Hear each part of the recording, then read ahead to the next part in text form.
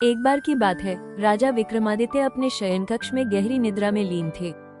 उसी रात उन्होंने एक अद्भुत सपना देखा। एक स्वर्ण महल, रत्नों से जड़ा हुआ, चारों ओर सुगंधित फूलों से भरे उद्यान और उन पर मंडराती रंग बिरंगी तितलियां। वहां थोड़ी दूर एक योगी साधना में लीन था, जिसका चेहरा राजा विक्रमादित्य से हूबहू मिलता था। सपना समाप्त हुआ, पर दृश्य मन में ठहर गया। उन्होंने विद्वानों से इसका अर्थ पूछा।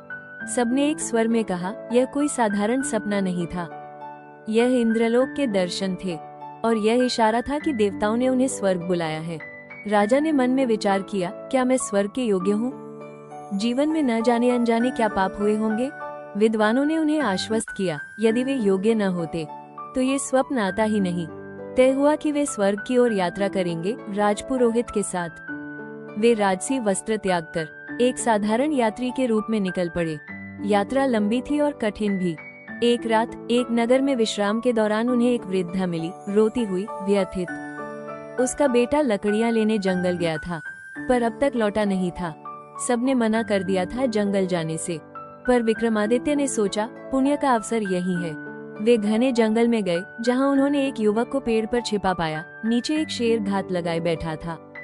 राजा ने साहसपूर्वक शेर को भगाया और युवक को सकुशल मां के पास लौटाया। वृद्ध के आशीर्वाद उनके साथ हो लिए। अगले दिन यात्रा फिर शुरू हुई। वे समुद्र तट पहुँचे, जहाँ एक नवविवाहिता स्त्री रो रही थी। उसका पति एक जहाज में कर्मचारी था जो दूर देश जा रहा था।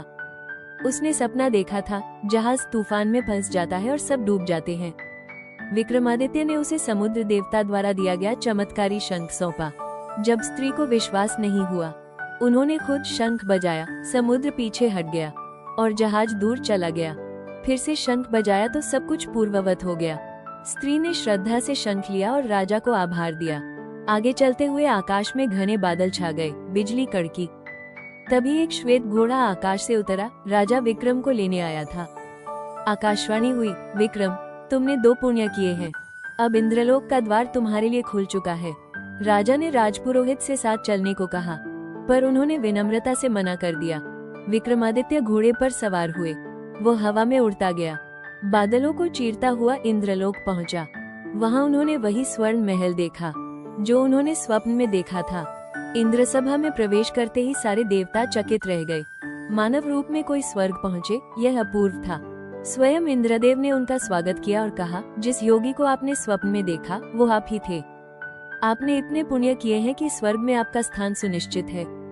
इंद्र ने उन्हें एक दिव्य मुकुट भेंट किया। कुछ दिन इंद्रलोक में व्यतीत करने के बाद विक्रमादित्य ने नम्रता से पृथ्वी लौटने की इच्छा जताई। मुकुट लेकर वे लौटे और अपने राज्य में फिर से न्यायपूर्वक राज करने लगे।